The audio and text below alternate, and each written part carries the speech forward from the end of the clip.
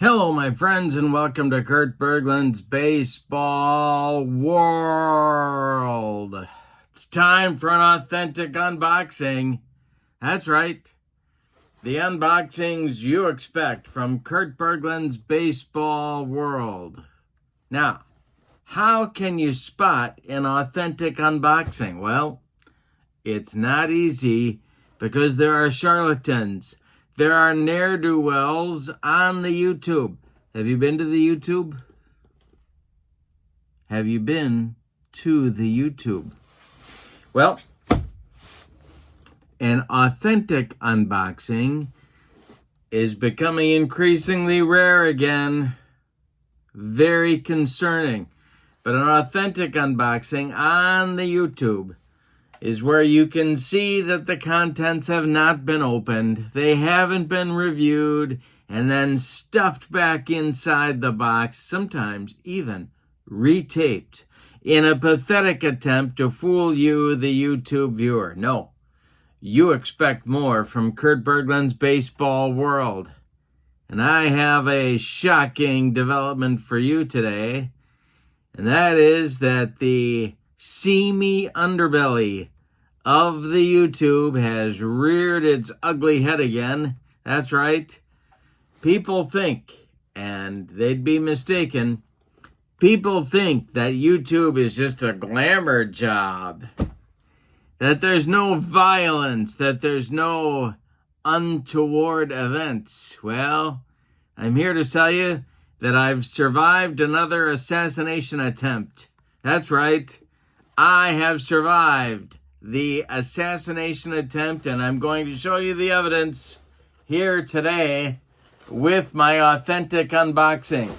First of all, my goodness, as you can see, the feckless thugs were after me again. That's right, feckless thugs. How do you know? Well, take a look at the contents of this box, at the outside of this box. And that right there, unmistakably, is the entry wound for an armor-piercing bullet. That's right, an armor-piercing bullet. Shocking. Don't misunderstand the YouTube. It's a violent world on these airwaves, and that armor-piercing bullet hole is proof.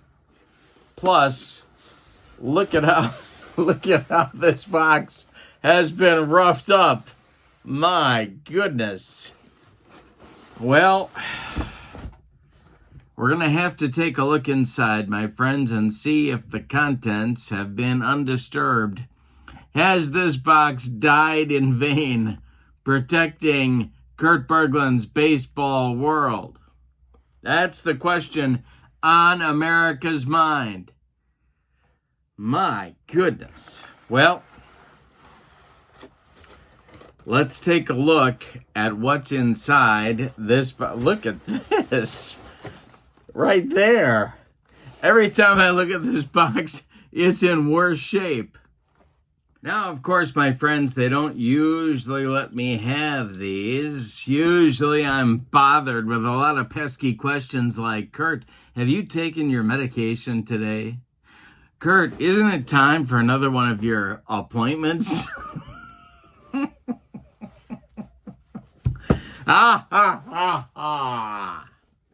Well, I've got them and I know how to use them. I've also got the guns. And I don't think I'm going to be needing too much assistance to get into this baggage. Have you received any baggages lately? My goodness, this baby has been through the ringer. All right, well, with no further ado, now, of course, my friends, even though it's in rough shape, and to say the least, it's been hermetically sealed in a mayonnaise jar on Funkin' Wagnall's porch since noon today. No one, except, of course, the shipper, knows for sure what the contents are inside this baggage. Inside the baggage. My goodness. Our boys at the and women at the UPS have really put this baby through the ringer. All right, and it's only traveled from North Carolina, so what is that? Maybe 1,200 miles? Not that far. All right, so let's bust into this baby and see what's inside. Oh, jeez. It's almost, well, it's a good thing I've got the guns. And I'm very sentimental, by the way, as you know, about my baggaging. I keep it very close to me for at least the next 10 minutes. All right, we're in. We're in, baby. Always appreciate some good insulation. And I save my insulation because I'm very sentimental about it. The box, as you can see, very empty. And it's, boy, oh boy. It died protecting Kurt Berglund's baseball world. Now I'm pleased to report that the inside of the baggage appears undamaged. So let's take a look at the contents. We didn't need my little friend, even though the pesky questions come anyway. Kurt, those look pretty sharp. Should you be handling those?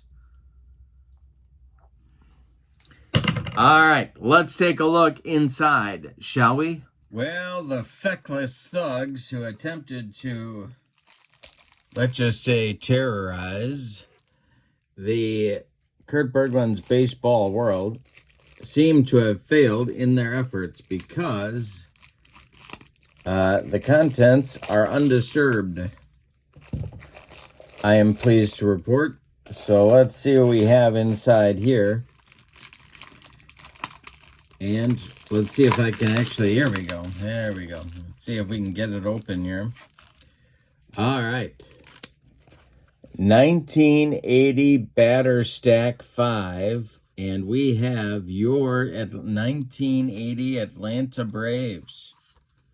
They were just starting to turn it around in 1980. Under the leadership of Bobby Cox in his first go-round as a Braves skipper. There's the Cubs. Love them. Let's look at your 1980 National League batting champion, Billy Buckner, right there. Note that he played first, he played left, and he played right. He did a little bit of everything.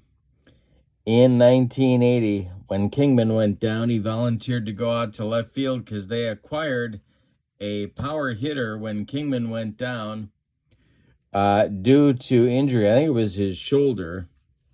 And they acquired a hard-hitting slugger from the Cleveland Indians, Cliff Johnson. And so they put Johnson at first and Buckner out in left or in right, and tried to win games, and it didn't work out very well because they didn't win very many games, but they're still your 1980 Chicago Cubs. All right, so this, as you can see, oh, here's the rest of the Braves. That's interesting. And here's more Cubs. Oh, boy, we got to do some collation. We got to do some collation, people. Collating. This, as you can see, is the 1980 set for Fall Classic Baseball. Very excited to bring that to my tabletop. And 1980, of course, one of my favorite seasons. This is one of my favorite White Sox seasons, even though they only won 70 ball games. The 1980 White Sox, there's a lot of guys on here I like, especially this guy, who, for my money, is the best first baseman I ever saw. I know the metrics may not say it, although his range is a 20, so it doesn't get any better than that. But Mike Squires is the best first baseman I've ever seen defensively in my life, and that includes Bill Buckner, my friends. That includes Billy Buck. All right. And I think you know whose card I'm looking for here. Let's see if he's in this stack. And I believe he is. He's with your 1980 Kansas City Royals. And there he is, the 390 George Brett season. 118 RBIs in, what was it, 117 games. My goodness. And a case of hemorrhoids on top of that. Remember how big a story that was? That was kind of weird. People were making a big deal out of that. Anyway, there is George Brett in his MVP, first of 2 MVP. I think he won it in 85 as well. The MVP. I'm sure someone can correct me if I am mistaken, but I think he was a 2-time MVP. All right. And, of course, we should take a look for my friend Tug, see if he's in here, as I'm sure he is. So many fun teams in 1980. The Astros were definitely one of them, and boy, was that a National League Championship Series. And, of course, the Dodgers almost won it. Won the West, came down to the last day of the season. But I think your 1980 Philadelphia Phillies will be in this stack. There they are. There they are. Mike Schmidt, your National League MVP. Look at those. 66 and 55. And, of course, a pitcher chance on 65 and 66, 55, and a pitcher chance on 65. There's a card for you. Carlton, the Cy Young winner. And let's see if we can find Tug. I bet we can. Oh, no, we can't. He must be further down here. He must be yep. I think we're going to find him down. Here's the pitcher card for lefty. And 24-9 with well, we don't have his earned run average on here. And let's see. There's Tug. Boy, how about an 0.92 whip? 57 games, 92 innings in that card. Even if you roll badly and get a C rating for him, he's still pretty good. Wow. All right, so it's your 1980 Fall Classic Baseball. Now you're saying to yourself, Kurt, is that all you ordered? No, it's not all I ordered. Don't be fooled. Accept no substitutes. I'm going to get these stacks out of here, and then I'll show you the other part of the order from my friends at ASG Games. And let's remember, kids, Ned Yost, Milwaukee is at the bottom of this stack. So just in case you need a fourth catcher on your 1980 Brewers, you're good to go. All right, here we go. It's the 2024. Now, I know there are a lot of folks out there that are not fans of the current baseball, but boy, oh boy, oh boy, are you kidding me? This rookie class just screams, get the 2024 set. And it's a big set, of course, because teams use, look at this team. These guys are going to be fun to get on the tabletop. I've already had a good time with the Deep Drive 2024 White Sox. And I think the Fall Classic 2024 White Sox are going to find themselves on my tabletop as well. That is an historic team right there. 48 and 114. My goodness. You gotta earn that one. All right, and there's more of them. There's the pitching staff, and I use that term in its broadest possible sense. But there's so many fun players in current baseball, especially ones that were rookies last year, that you got to really consider picking up a set in whatever game engine you prefer. You got to really pick up this set in some form or another. And here's one of the exciting players. This guy is really something. The speed is incredible. He can play defense, and he's only going to get better. Yeah, he struck out 218 times, but you know what? He's a game changer and puts a lot of pressure on the defense. And so I'm excited to get Ellie De La Cruz on my tabletop. So yeah. So we got him, and that's just the start. That is just scratching the surface of the exciting players in the 2024 season set. Manzardo, I love. And he didn't get a lot of at-bats, only 53 games, but he's going to be a force this season, I think. The 24 Tigers, 86 wins. Nobody saw it coming. And a lot of exciting young players on this team, too. So that's... And the Royals with a breakout season. 91 wins. Exciting young players. He's always... The Mickey Moniak. I'm a Mickey Moniak guy. I hope this guy breaks out this year. And I think, yeah, that's going to be it for this stack that I want to make a point of mentioning. Let's see who we got in stack number 6. The Rockies, of course, still having trouble, but Charlie Blackmon. Who doesn't love Charlie Blackmon? You just need some grooming. That's all. That's the only thing holding that guy back. This will be his last card, of course. I think he's done, but fun to get on the tabletop. And here are your Los Angeles Dodgers. No Roki Sasaki card, but it should be an all-time card for Shohei. Freddie Freeman, of course. I don't know why they re-signed Teoscar, but hey, if you got the money, why not, I guess. Here's Shohei. Wow. 66, 55, and a chance on 1 if you roll a 44, and a chance on the pitcher's rating on 65, and he's a stolen base threat. Wow. 54 homers.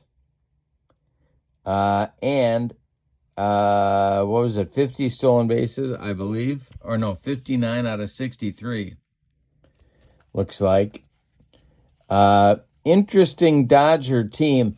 You know, it's not managing the Dodgers in a replay like this would be challenging because that pitching staff, you really got to juggle.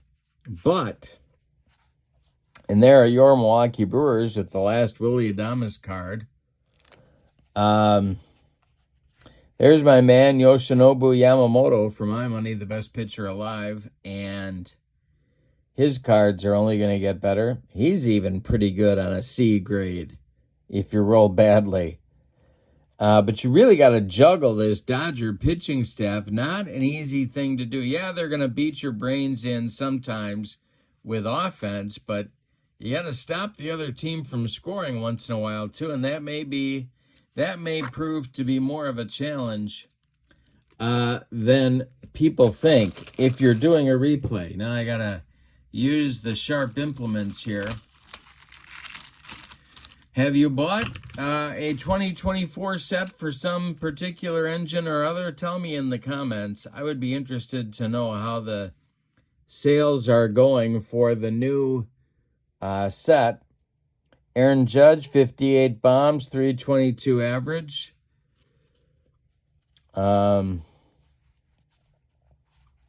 See what else we got here. All right. Next up, stack number 7. Stack number 7, your Mets. Pete Alonso. He's having as I create this video, he is having all sorts of trouble getting himself signed. I don't know where he's going. Maybe Toronto? Doesn't seem to be welcome back with your New York Mets. And my favorite current player right there, Bryce Harper.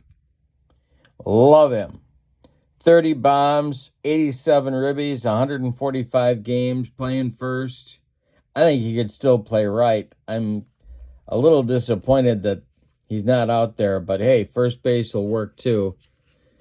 And then we get to your Pittsburgh Pirates, and I think you know who I'm looking for. We got to get down here into the pitchers. Got to get down here into the pitchers, and maybe, oh, there he is. Your National League Rookie of the Year right there, and that another game changer.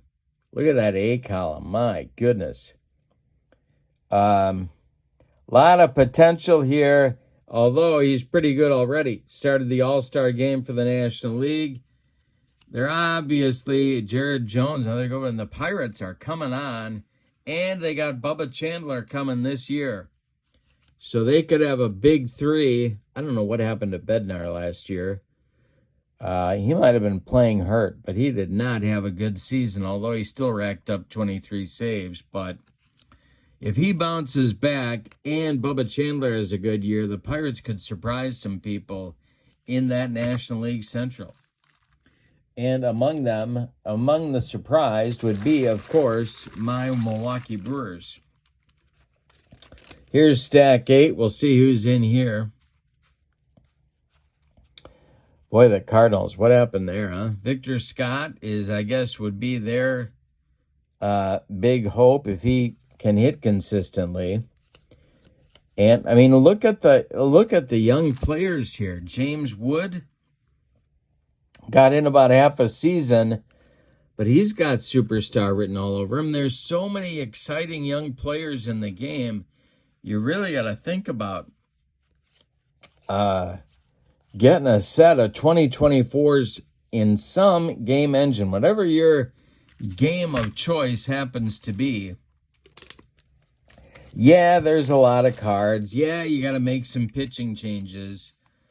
But I think 2024 is one of those watershed seasons where we see a lot of young stars breaking into the game. And I don't know. I'm excited about where these guys are going, and there's another good crop of rookies on the way, and really kind of changing the perception, I think, of a lot of people about baseball. They need some young stars, and here's another one, Wyatt Langford for the Rangers.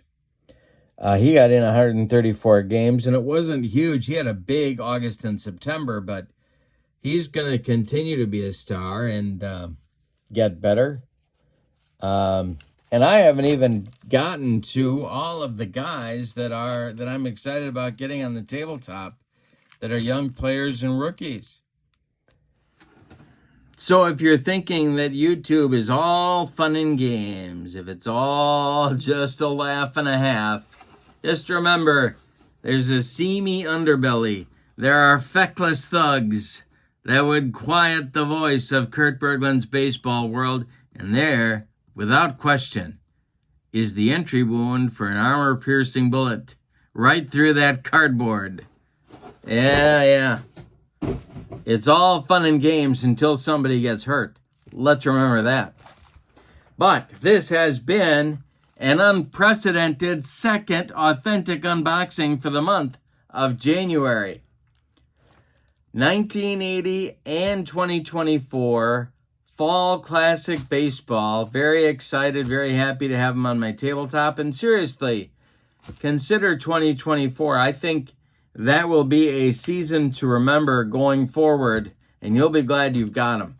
So, thank you for being with me. Thank you for being part of Kurt Berglund's baseball world. Lots more coming up in the month of February. I'm putting the link to channel membership in the description for this video. Remember, with channel membership, you get access to members-only videos, discounts in my secondary store, $10 off per set, $2 off per individual team that you buy. That alone makes it worthwhile. Plus, you get a free gift from me every month. So lots of good stuff. Check out the description for this video. Lots of good stuff on the way in the months to come. And we're almost up to baseball season. Pitchers and catchers are reporting in just a couple of weeks. Some of them are down in Arizona and Florida already. Is Florida still underwater? All right. So with no further ado, have a great evening. And we'll see you soon on Kurt Berglund's Baseball World. And if you have any Kevlar at the house, be sure to wear it. Okay. Have a great evening. So long, everybody.